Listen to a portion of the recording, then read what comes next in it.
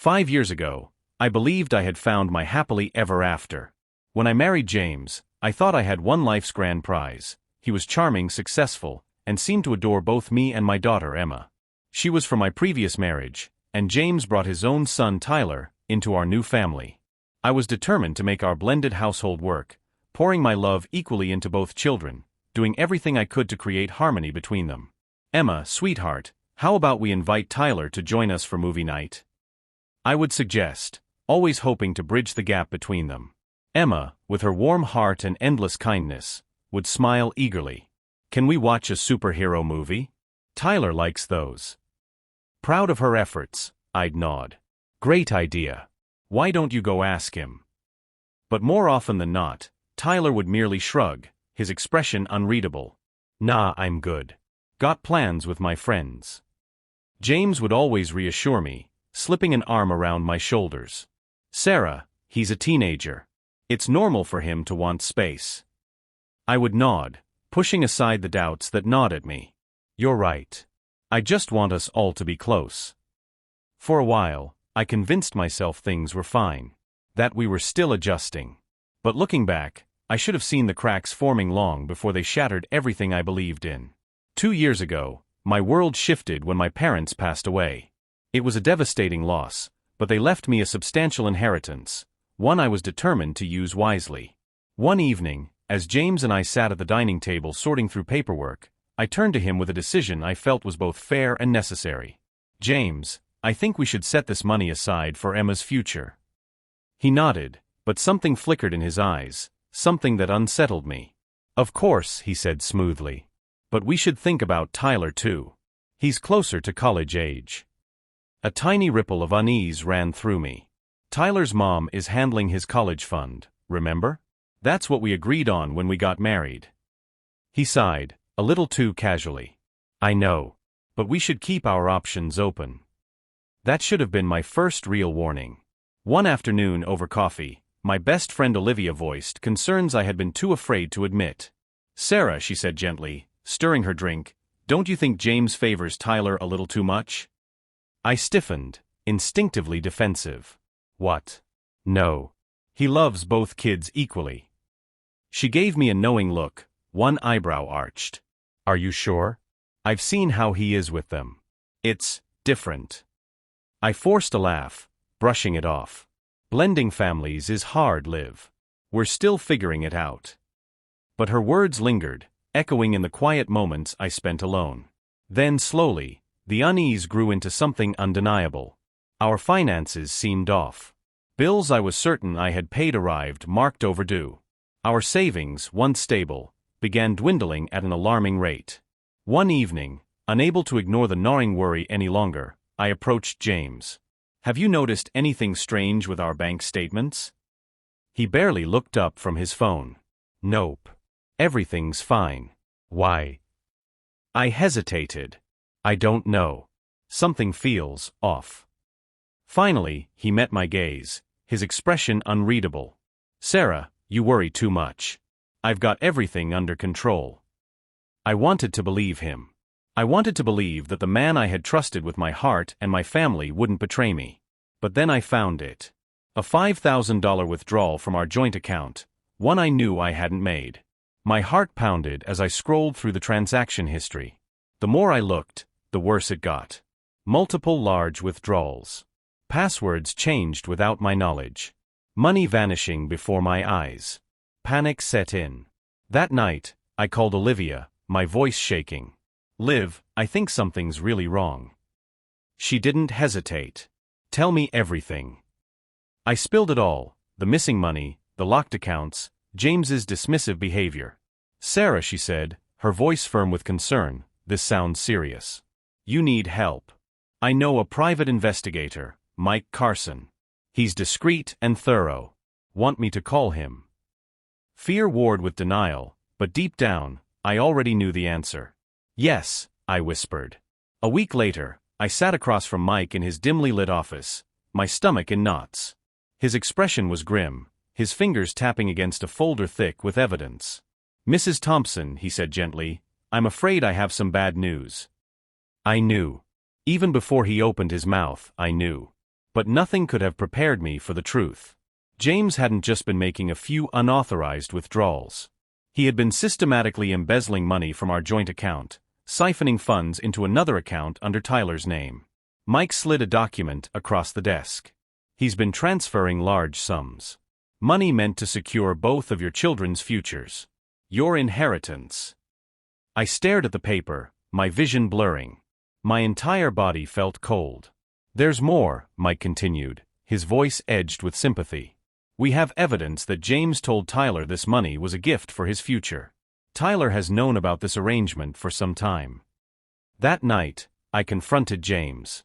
I'll never forget the way he looked at me when he realized he had been caught. It wasn't guilt. It wasn't regret. It was irritation. Tyler needs it more, he said flatly, as though that justified everything. He's closer to college age.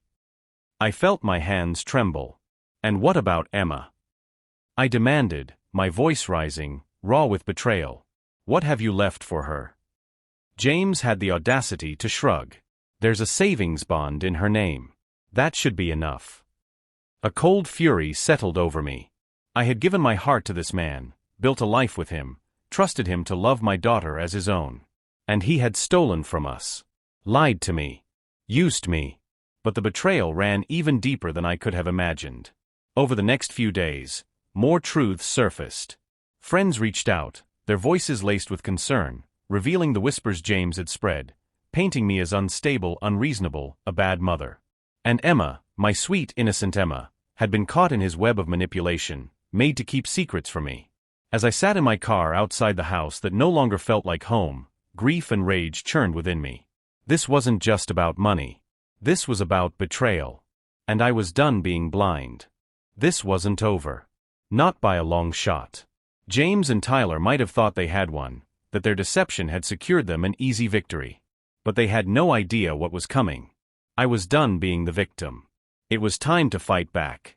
James had already proven that he was willing to lie, steal, and manipulate without remorse. I couldn't let him see me coming.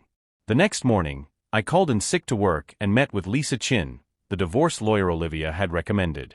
Based on everything I told her, Lisa leaned forward, her sharp eyes studying me from behind her glasses. Sarah, we have a strong case for financial fraud. But we'll need ironclad evidence. Can you get access to all your financial records? A slow, determined fire burned in my chest. I'll find a way.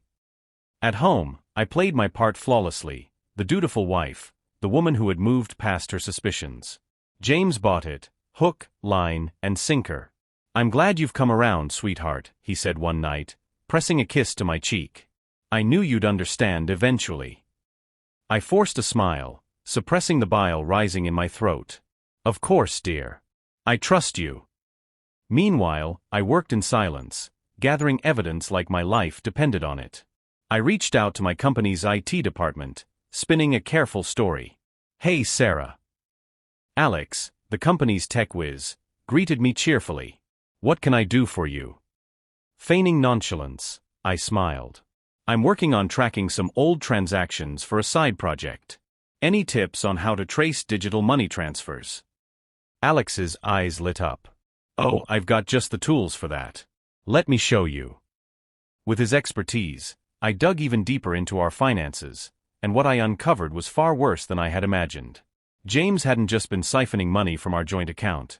He had been cooking the books at his own company, covering his tracks with elaborate financial manipulation. That night, I sent an anonymous tip to his employer about the embezzlement. This wasn't about revenge. It was about justice. A few days later, all hell broke loose. James came home in a panic, his face pale, his hands trembling. Sarah, we need to talk. I steeled myself.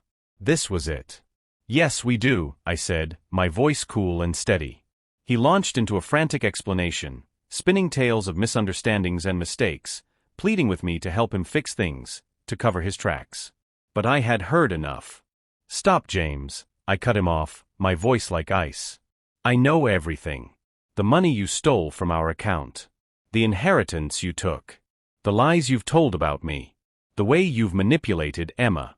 And now, your little embezzlement scheme at work. His face crumpled. He dropped to his knees, grabbing my hands. "Sarah, please," he begged, his voice shaking. "I'm so sorry. I'll make it right. We can fix this together." I pulled my hands away. "Fix this? You stole our daughter's future. You lied to me for months. You tried to turn our friends against me. There's no fixing this." "But I love you," he pleaded, tears welling in his eyes. "We can start over. Please, just give me another chance." I exhaled slowly, my decision unwavering. "No, James. It's too late for that. We're done." As I walked away, I felt the weight of betrayal lift from my shoulders. The road ahead wouldn't be easy, but for the first time in months, I could see a future where Emma and I were free from his lies. The next few weeks were a whirlwind. I remember sitting at the kitchen table one evening, Emma beside me, lost in her homework. My phone buzzed with a news alert. The headline made my breath hitch. "Local accountant under investigation for major fraud." My hands shook as I read the article, my pulse pounding in my ears. Emma looked up, concern flickering in her eyes. "Mom? What's wrong?" I forced a smile. "Nothing, sweetie. Just some work stuff." But I knew I couldn't shield her from the truth forever. The police got involved soon after, freezing James's assets, Tyler's too. That same day, I filed for divorce, citing financial abuse and fraud. Lisa was relentless, guiding me through every legal battle. One day, as we finalized the paperwork, she looked up and gave me a fierce smile. "We got him, Sarah. He won't get away with this." As the truth unraveled, our friends and family were stunned. I will never forget the look on James's parents' faces when they learned what their son had done. "We had no idea," his mother sobbed. "Sarah, we are so sorry." Even Tyler, faced with the fallout of his father's actions, tried to backpedal. One evening, he showed up at my doorstep, the arrogance gone from his face. "Sarah, I swear," he pleaded. "I didn't know where the money was coming from." I met his gaze, unflinching. "Save it, Tyler. You're old enough to know right from wrong." But the hardest part was telling Emma. One night, we sat her down and gently explained what had happened. She shook her head, tears spilling onto her cheeks. "But why, Mom? Why would Dad do this?" I pulled her into my arms, stroking her hair. "I don't know, sweetheart. But I promise you, we're going to be okay." To help her heal, I enrolled her in therapy. Slowly, we started rebuilding our lives. 2 years later, everything is different. I've thrived in my career, earning a promotion last month. Emma, now 12, is excelling in school and has discovered a passion for soccer. "Mom, did you see that goal?" she yelled, running toward me after a game, her face glowing with joy. I scooped her into a hug. "I sure did, champ. You were amazing." James is now serving time for his crimes, his reputation and finances in ruins. Through whispers, I've heard that Tyler is struggling, working a minimum wage job and living with his mother. As for me, I feel vindicated. Stronger than I ever imagined. Emma and I have built a stable, loving home, free from the toxic shadows of our past. Looking back, I realize that while James's betrayal nearly broke me, it also revealed a strength I never knew I had. We faced the storm together, and we emerged stronger. Our future is bright, filled with love, trust, and endless possibilities. And that's a happy ending I never saw coming.